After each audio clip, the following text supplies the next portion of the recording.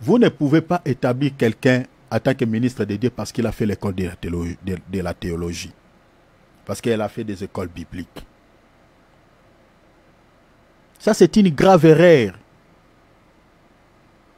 La théologie, c'est comme toute autre science. C'est comme la science infirmière. On peut faire la théologie, mais sans être appelé au ministère. Tu fais la théologie, mais tu n'as pas l'appel au ministère. C'est juste pour avoir la connaissance biblique. Dans l'école théologique, on ne donne pas à quelqu'un le Saint-Esprit pour pouvoir guérir les malades. On ne donne pas aux gens la puissance. On ne donne pas aux gens les dons des miracles. On va vous donner seulement la littérature, les Grecs et les Hébreux pour connaître les mots, quelques faits historiques, c'est tout. Peut-être l'herméneutique et puis l'exégèse, c'est tout ce qu'on donne dans les écoles théologiques. Mais au-delà de cela, l'esprit de pouvoir interpréter la parole, on ne vous donnera pas. La puissance pour guérir les malades, on ne vous donnera pas. On ne vous donnera pas. Mais celui qui est appelé par le Seigneur lui donnera même la capacité surnaturelle de pouvoir guérir les malades. De pouvoir convaincre même les cœurs des pécheurs. Il aura la puissance de Dieu. Parce qu'il est mandaté par Dieu.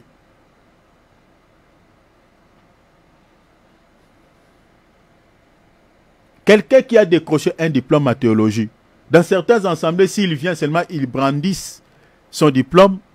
Et puis on dit, bon voilà, il a étudié, il est pasteur en théologie. On les consacre. Ça, ce sont des ministères reconnus par Jéroboam et non par Dieu. Parce que si vous lisez la Bible selon Actes des Apôtres, les apôtres, pour pouvoir reconnaître le ministère de quelqu'un, ils priaient, ils jeûnaient. Avant d'établir quelqu'un ministre sur les enfants de Dieu, mais bien aimé, les apôtres, la Bible dit, ils priaient, ils jeûnaient. Il faut prier. Parce que si vous ne priez pas, quelqu'un qui a fait la théologie, il peut être un sorcier, il peut être un magicien. Maintenant, il vient seulement, il vous montre son... Regardez-nous, l'église où moi, j'ai commencé à servir Dieu. Quand j'étais vraiment très très jeune, le pasteur de cette église, c'était une église communautaire.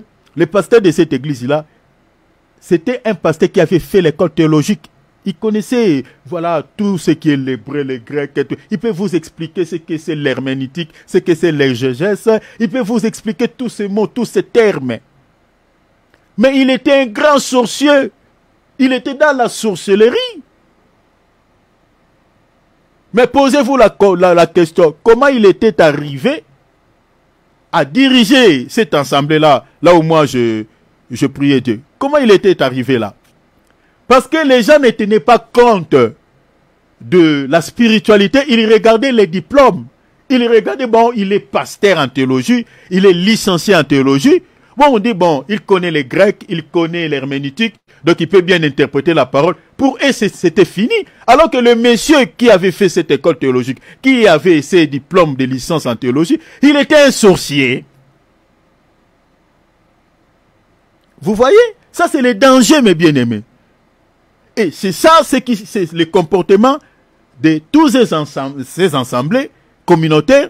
Là-bas, ils ne tiennent pas compte de la spiritualité. Bon, même si tu expliques bien la parole, et ils regardent les diplômes en licence en théologie. Si tu as ces diplômes-là, ah là, on peut te considérer en tant que ministre. Mais les apôtres, ce n'était pas comme ça. Ils reconnaissaient le ministère des gens. Les apôtres priaient, je vous renvoie dans Acte 13. On n'a pas reconnu le ministère de l'apôtre Paul parce qu'il avait fait l'école de Talmudique. Parce que l'apôtre Paul, il connaissait la Torah. Il était pharisien. Mais il n'avait pas amené son diplôme qu'il avait décroché à l'école talmudique. Non, moi je suis docteur voilà, à l'école talmudique, donc je connais la théologie, donc je connais comment interpréter la Torah. Non, il n'était pas venu. Les apôtres, ils ont prié. C'est le Saint-Esprit qui a confirmé le ministère de Paul et le ministère de Barnabas. Il dit, mettez-moi Paul et Barnabas à part pour la mission sur laquelle je les ai appelés. Est-ce que vous voyez cela? Pour pouvoir reconnaître le ministère d'un serviteur de Dieu, la première des choses qu'il faut faire, on prie. Il faut que Dieu confirme la paix de son serviteur. Deuxième des choses, on reconnaît aussi un ministère d'un serviteur de Dieu sur la base de doctrine, sur le plan doctrinal. Comme les apôtres avaient fait pour l'apôtre Paul. Si vous lisez Galates chapitre 2. Avant que les apôtres ne puissent pouvoir donner le maître d'association à l'apôtre Paul, ils l'ont d'abord laissé prêcher. Donc, on l'a donné la chair, on dit, prêche-nous la parole. Pendant que Paul était en train de prêcher, les apôtres, comme ils avaient le Saint-Esprit, ils ont regardé la manière dont celui-ci était en train de marcher sur les Écritures. Ils ont compris que celui-ci, il a l'appel au ministère. On lui a donné la main d'association. C'est comme ça. Mais tous ces modèles-là que la Bible nous présente, ce n'est pas ce qu'on voit dans les églises communautaires. Là-bas, c'est la théologie. Donc, tu décoches un diplôme. Même si aujourd'hui, hein, nous avons des écoles théologiques aussi, des francs-maçons. Est-ce que vous le savez, chers enfants de Dieu? Vérifiez sur Internet des écoles théologiques qui sont fondées par des francs-maçons. Regardez tout ça. C'est pour cela qu'aujourd'hui, nous avons pas mal de fausses doctrines dans nos assemblées qui nous ont amené ça. Ce sont ces gens-là qui ont fait des écoles théologiques. La majorité qui n'ont pas l'approbation divine, qui n'ont pas l'appel divin. Ils nous ont amené pas mal de choses. Un jour, j'ai parlé avec un pasteur qui a fait la théologie. Il était en train de me raconter que non, voilà, moi j'étais parti en mission dans un pays quelconque. Et quand je suis arrivé là-bas, on voulait faire les repas du Seigneur, ce qu'on appelle communément la Sainte Seine. Mais comme il n'y avait pas de pain, il a pris un truc comme chez nous, on appelle le chikwang ou le manioc. Il a pris ce truc-là, il a fait les repas du Seigneur avec les gens de ces pays-là. Voilà, il a fait les repas du Seigneur avec les manioc, avec le chikwang. Moi, je lui ai posé la question. Est-ce que ce que tu avais fait là, est-ce que tu as respecté la doctrine que les apôtres nous ont léguée? Mais bien aimé, vous savez que ces gens-là sont très charnels. Hein? Sa femme était là. On était à table, on était en train de manger. Il s'est énervé comme pas possible. Il commençait à me lancer des missiles. Pourquoi? Parce que je lui ai dit seulement la vérité. J'ai dit, est-ce que ce que tu avais fait, tu avais respecté la doctrine? Mais bien aimé, vous savez la doctrine c'est quoi? La doctrine, ce sont des enseignements que les apôtres nous ont légués. Ce sont des pratiques que les apôtres plutôt nous ont laissées.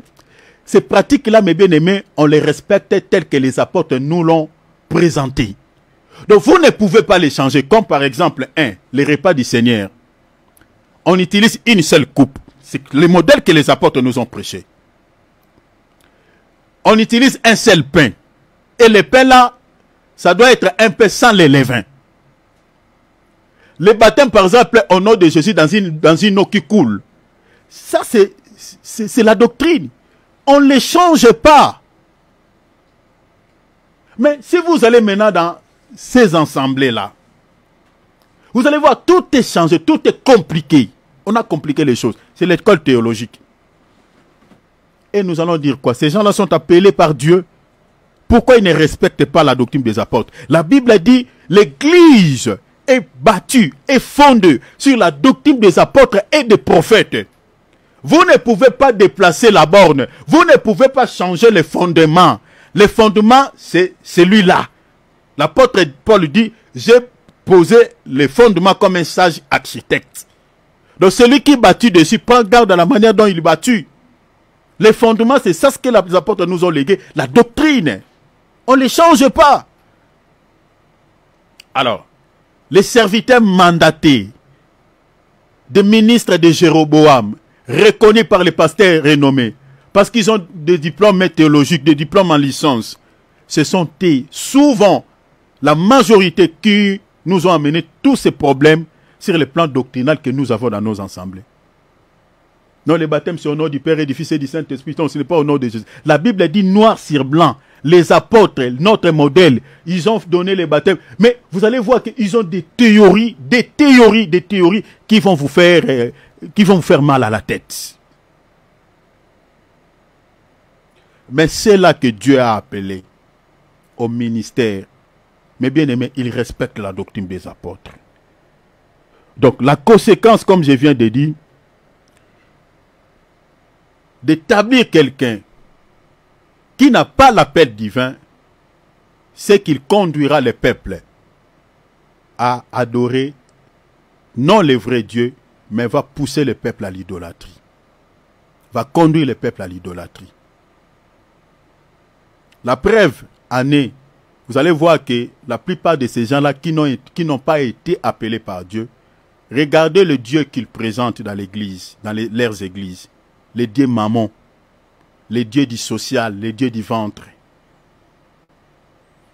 C'est ça l'évangile. L'évangile n'est pas centré sur le véritable Dieu, mais sur les matu-vues, sur l'argent, sur les richesses. Or, la richesse, c'est tout un Dieu, c'est le Dieu mammon. L'argent, c'est tout un Dieu. Jésus a dit dans Matthieu chapitre 6, verset 24, « Nul ne peut servir deux maîtres, car où il haïra l'un et aimera l'autre, ou il s'attachera à l'un et méprisera l'autre. » Le Seigneur dit, vous ne pouvez servir Dieu et maman. Maman, le Dieu d'argent, le Dieu des richesses. Or, quand Jéroboam établit ses ministres, ce n'est pas pour pouvoir conduire le peuple vers le véritable Dieu, mais c'est de pouvoir adorer un autre Dieu. Regardez leur message. Christ n'est pas au centre. On vous présente les choses de ce monde, les choses de la terre. Or, l'affection de la chair, la Bible dit, c'est la mort, ce n'est pas la vie. Donc vous voyez que ces gens-là ne vous conduisent pas vers la vie, mais vers la mort. Les dieux d'argent, le dieu du ventre, le dieu du social. Philippiens chapitre 3, verset 18 à 19. Ces gens-là sont considérés comme étant ennemis de la croix de Christ. La Bible dit, ils ont pour Dieu leur ventre. Ils vous prêchent le Dieu du ventre. C'est-à-dire le Dieu du social. Ah, vous ne mangez pas bien. Je dis, ma soeur, c'est moi ici, cette année ici, tu auras un bon travail. Ce sont des belles paroles. Parce que, et après, toutes les déclarations qu'ils font, et après, il n'y a rien qui se passe. Vous êtes témoin. Ceux qui prient dans les églises de ces gens, vous êtes témoins. Moi-même, tel que je suis là, avant que je prêche, je commence à prêcher la parole. Nous sommes passés, mes bien-aimés, dans ces assemblées-là.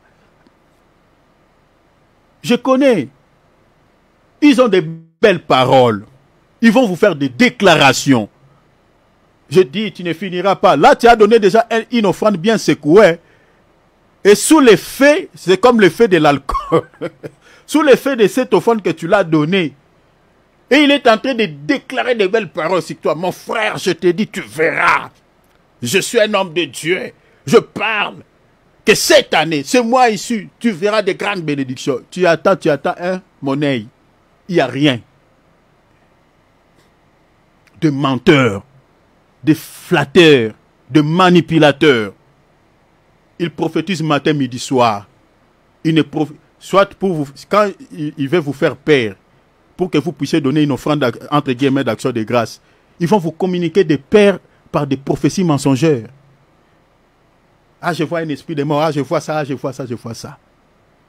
Et après, il va vous dire que voilà, pour que le Seigneur puisse vous délivrer de cela, il faut donner une offrande d'action de grâce, on va prier. C'est-à-dire, ils sont en train de monnayer, entre guillemets, les dons gratuits de Dieu. C'est pour cela, ces gens-là seront sévèrement jugés. Des ministres de l'iniquité, des ministres de Jéroboam, des gens qui ont été établis par des pasteurs renommés sans l'appel divin, sans l'approbation divine. Ils créent pas mal de dégâts. Ils ne conduisent pas, ils ne présentent pas au peuple le véritable Dieu, comme Jéroboam avait fait. Il a établi ses sacrificateurs, pas pour aider le peuple à adorer le véritable Dieu, mais à adorer un autre Dieu. Mais bien aimé, l'amour de l'argent selon la Bible, c'est l'idolâtrie. C'est de l'idolâtrie. Quand on vous présente tout le temps dans une assemblée, mes bien-aimés, de l'argent, comment devenir riche, comme je nous avais dit ici, un pasteur qui avait créé une école de millionnaires. Regardez déjà l'école des millionnaires. Mes bien-aimés, c'est terrible. Hein? Je m'arrête ici.